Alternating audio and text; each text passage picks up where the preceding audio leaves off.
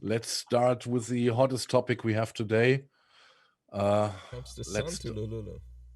I'm sorry? Here comes the sun to Lululu. Yeah, here comes the sun, yeah. And wow, she came. And though we know that this is caused in parts by a natural phenomenon, it doesn't make the fact smaller that we are nearing a more and more drier planet in the future, and getting harder to ignore. Yes, absolutely. And if you look at the card in the background here, it is absolutely fantastic. If you look at the temperatures, in Greece, in Athens, they had 48 degrees Celsius. This is 118.4 Fahrenheit. In Death Valley, they're expecting, I think, 137 Fahrenheit. In Asia, in Iran, 129 Fahrenheit. In Australia, 123 Fahrenheit. It goes on. And if you look at it, parts of Europe are still excluded. This is luckily this is my country also, but we are also experiencing the drought. The ground water levels are falling and sinking, and it's only a matter of time when the spots which are not red on the card are turned red, and this is one of the future problems, of the not so far future problems we have to face. And let's have a look what happened in the past week. We heard about the little town of Lytton in Canada. I heard before the place completely burned down, I think they also had a couple of people who collapsed in the heat, and then it was the aftermath that it looks like hell, right? We are turning our planet into a hell. And yeah. Well, last week we had the mayor of a neighboring town on, and he was very emotional. You missed it last week, Marcus. But yeah, the whole town had to evacuate, and those people had we had to go somewhere, and the town to the north, opened their arms and helped them out. And so that's what that report was about. But yeah, that's really been news, especially in the doom community, because there's I was watching, checking the various things I check, and these, the people who think the sky is falling, it's Chicken Little time, and we're all going to fry and all that. Well, they're always looking to places in the world to move to, to try to escape it, like it's possible. Exactly. Good luck. Exactly. But anyway, so for a long time, the Pacific Northwest has been a place where, has been highly sought after as, oh yeah, that's a place to go to. But with our recent heat dome event, all kind, especially certain doomers in New York are saying that, it's much better to be here, and those people, and there's no point in going to the Pacific Northwest. And the way I see it is, it's all a roll of the dice, and their turn's going to come. Yes, absolutely. And let's have a look at the next clip, because we get more. We learn more about the heat dome, also, what it means. After a heat wave gripped parts of the United States and Canada for days last week, an international collective of scientists has published a report which says that the extreme heat would have been virtually impossible if it wasn't for the effects of climate change. The death toll in the US state of Oregon alone has topped 100, while the Canadian province of British Columbia saw hundreds more deaths than usual. People need to realize that heat waves are killers, and they are by far the deadliest extreme event. Heat preparation and preventing death during heat waves need to be a #1 priority for every city authority. The group of scientists estimated that last week's astonishing temperatures were a 1 in 1,000-year occurrence, but warned that if current greenhouse gas emissions continue, such an event could start happening every 5 to 10 years by the 2040s. The June heatwave was far beyond the norm for the Pacific Northwest, with the authors of the report suggesting two possible explanations. Either that a number of factors contributed to producing a very rare event made worse by climate change, or that climate change has altered the Earth's atmospheric conditions so that such heatwaves are more common than previously thought. The new research does not, however, come as a complete surprise. On a global level, climate change has made heatwaves more common, more extreme and longer lasting. Yes, and a matter of fact, what such heat waves is a phenomenon which normally appears every 1 or 2 decades, But, with the climate change or what we are doing to this planet, it makes it now 125 times more likely to happen again. And this is a big number. And this is a big number. There's something complicated going on, First of all, the baseline, okay, the global temperature is taken to be like 1.5 meters above the surface of the Earth averaged over the whole thing. All right, so the average temperature is going up. That's now indisputable. No point in arguing about that. We got better things to do and argue about stupid things like that. But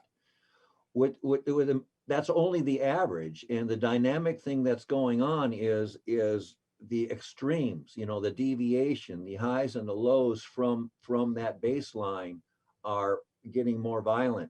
So that the days where you will have extreme heat events will be far more common than they would have been without global warming. So.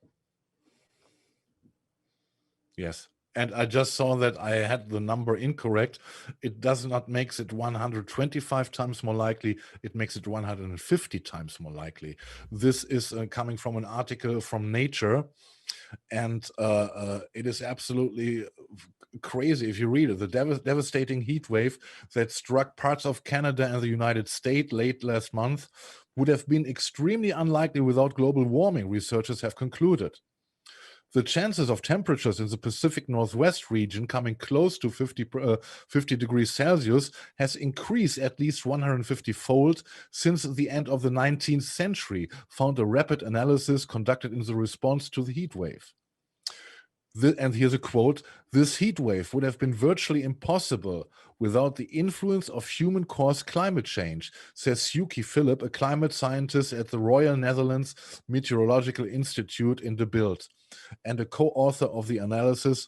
"It was probably still a rare event, but if global warming might exceed 2 degrees, it might occur every 5 to 10 years in the future." Exactly what was said in the clip we saw before. What does this mean for this region? Well, Marcus, I'll tell you. There was one day, I'll tell you how I survived it. I have a nice German car. It has air conditioning, so I ran errands. And I went to the places I needed to go to, and every place I went to had air conditioning. But the fact is, people in the Pacific Northwest in general, in their homes, they don't have air conditioning.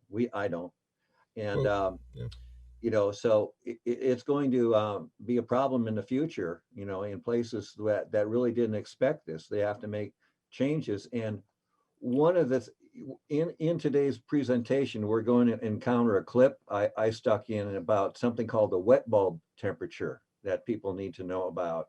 So I'll mention that again when we get there.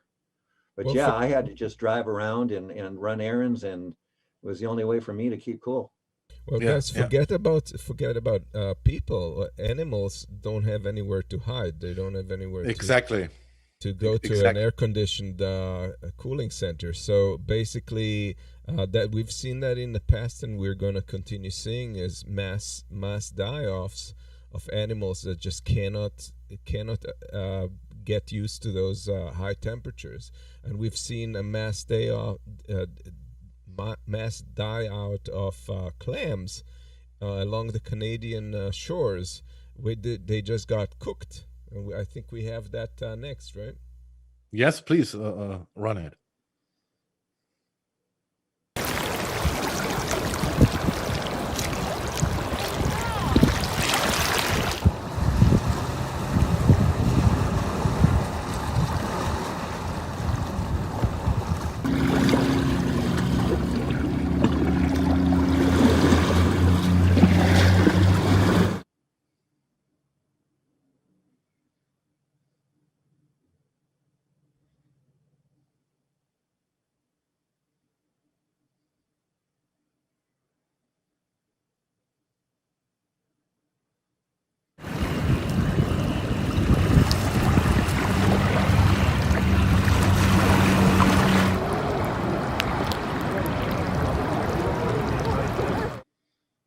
And here's the thing that basically we have like these occurrences that usually would have, like you mentioned, usually would have taken every 1,000 years to happen, now happen at the frequency of 100 years. And if we go over 2% global carbon emission, then it's predicted it would be every 10 years. Those organisms, they can't adjust, they can't bounce back. Where let's say there is a heat event and 20-30% of the population of a particular organism perishes, they would have had like 1,000 years to bounce the population back somewhat before the next one hit. In this case, there's just no time to bounce off. Before it hits them again, they may not get back to their previous populations. So we're seeing mass die off, as was predicted, in mass extinction actually happening as we watch. And the bitter that's the observation, Amos. This is a mass extinction event. The clams themselves may not go extinct, in the next, short period of time, but they're representative of what's going on. You've got, all creatures, wherever they are on the earth, evolved to fit where they are. And, even two clams, say 1,000 miles apart on a coastline, north-south 1,000 miles, they may be the same kind of clam. They may look the same, but, the clam further north is not going to be able to take heat the same way the clam from the south is. Right. And this is revealing itself that, all kinds of critters, they can't move. They're stuck where they are, and there's no time for the generations to select the ones that can evolve to deal with the heat. Right, and this is not theoretical; it's actually in practice. And later in the show, we'll talk about how the fossil fuel industry is behaving, and they were exposed. And you want to stick around to see that, because that makes you extremely outraged when you compare what's going on with what they're doing. Yes, sneaky interview. Yeah, that's good. And the bitter irony in his, if you saw the clip, is it exactly shows our future. It is what should be different. Okay, maybe we are not getting boiled, we're getting grilled instead. But it doesn't change. And a billion of sea animals killed like this, this is extremely disturbing, and I don't know if you remember, late last month there came news from California, I guess, where it was observed that a lot of wild animals and snakes and stuff were trying to get out of the desert and get into populated places.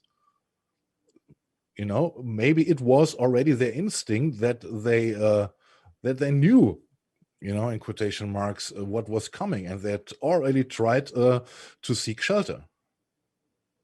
Yeah, right? Animals on the move. Yeah, and that's not the last thing.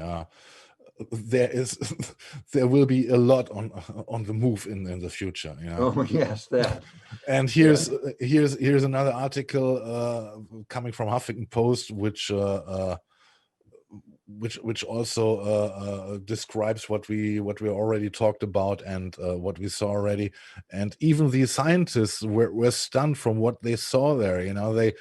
There is one scientist, he said, as he discovered endless rows of gaping dead mussels along with dead clams, snails, sea stars, barnacles.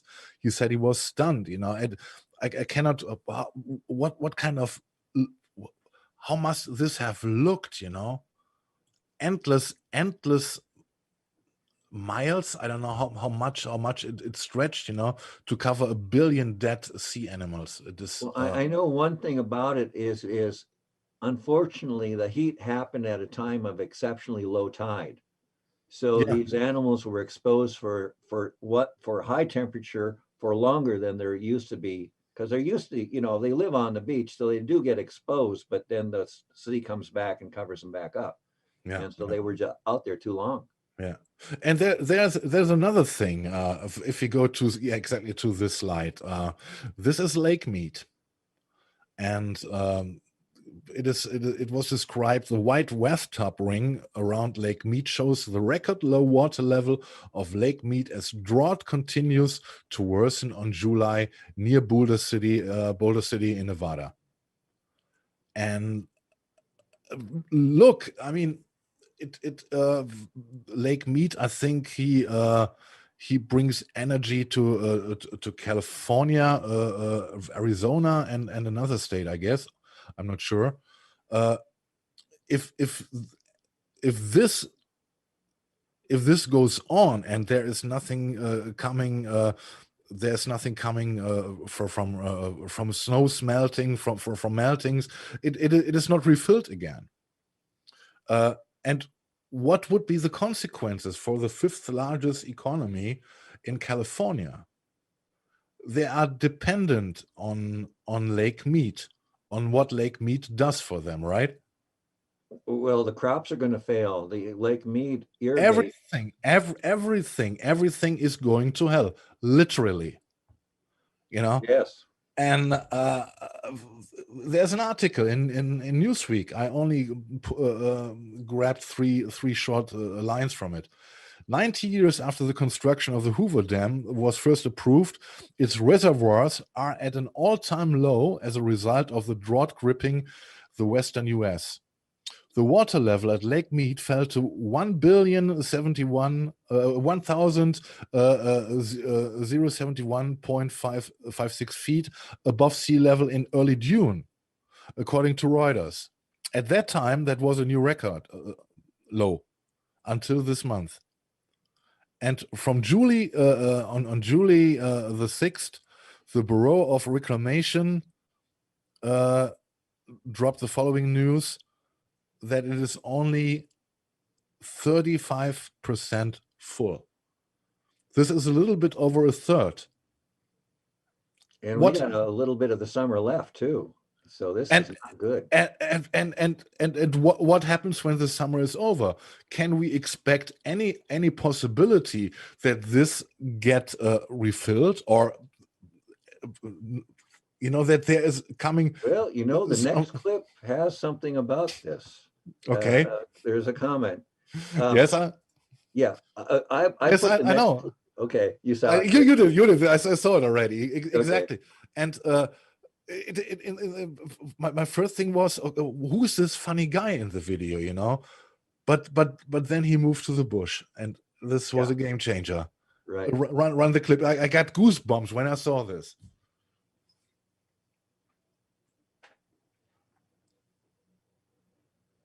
All right, everyone, welcome back to Cody's Lab. Last I checked, the channel was almost 2 million subscribers. That's such a huge number, I cannot get my head around it. So to celebrate, I thought I'd do a part 2 to my Chain of Thunder video, in which I set off something that made a loud, thunderous noise on one spot, and another one at another spot set it to go off at the time that the sound of the first one reaches it. So if you're standing on one end, it sounds like one bang.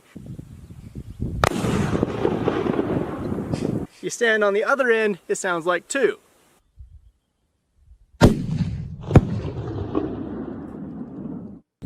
I wanted to scale this up, more thunder, longer chain. There's only one problem. See how crispy these trees are? It has not rained or snowed any significant amount in over a year. So magic boom dust, unfortunately, is a nope. I'm pretty sure my boom dust wouldn't start a fire. I think I could control it in such a way that it wouldn't, but I cannot absolutely guarantee that. There's going to be a fire. It's going to be a terrible fire season, and I don't want to be responsible for one of them. So yeah. Yeah, it's wow.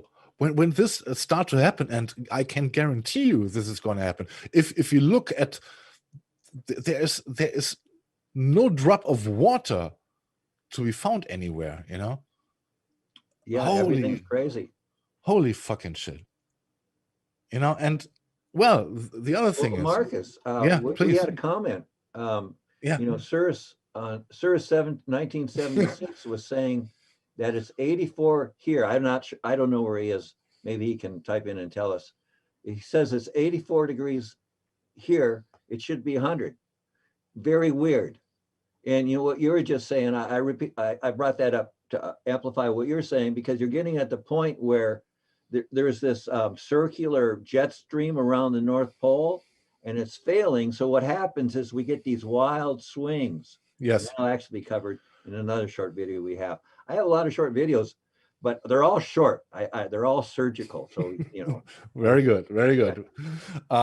What's interesting, it's the same thing is happening with the circulation of the water in the ocean. It's becoming more erratic, and all the existing long repeating patterns are kind of falling apart, and that has significance on everything from carbon, ocean acidity and temperature, and eventually atmosphere.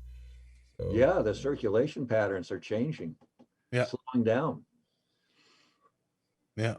And if you look, I already mentioned it, you know, there's a report coming from Backpacker.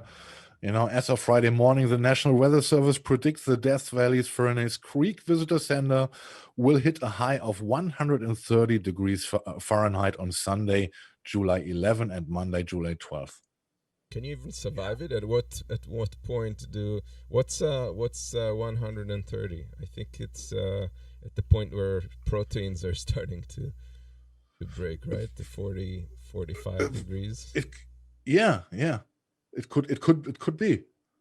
I'm not an expert in this, and I don't want to test it, to be honest, but it is unbelievable. It is absolutely unbelievable. And this brings me, and we talked about what might this bring to the economies. What might this bring to California, for example? You know, if you're running out of water, you know, and if this goes on with all the fires, you know, which are coming up, you know, and this means we have another report here. I put it in quickly. It is coming from the United Nations, and it says the number of people leaving their homes due to persecution, conflict, violence, and human rights violation has increased to 82.4 million. Now, please add those to this figure who are fleeing because of the climate emergency, how it is called today. Can you imagine how many that would be? Because it is not only what's going on right now in this absolute dramatic situation in Canada and part of West America. We got absolutely fantastic figures from Finland. They got tropical nights in Finland. And this is absolutely absurd. You know, Greece, Athens, these were the favorite holiday places for many people here in Europe. You know, they're going in their summer vacations to Spain, to Greece, you know, and stuff. Siberia. You know, yeah. As long as it exists, as you don't, you know, drown in the mud, because Syria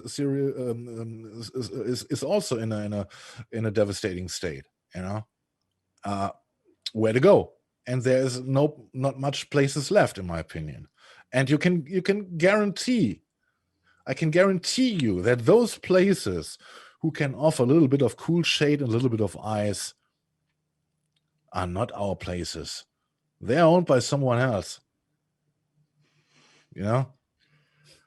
Yeah. Well, that gets into the millions that are going to be moving around the world in the next few years, or starting to move in the next few years, or trying to move and being prevented from moving, more likely.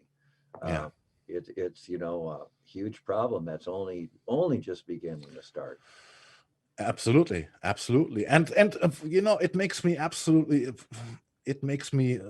kind of angry and absolutely frustrated, you know, when I hear our politicians fantasize about that in 2030, you know, we are starting, you know, to get things regulated, you know, and that we're doing this and that. And if you look what's going on in reality, you know, you can only get angry or, yeah, desperate.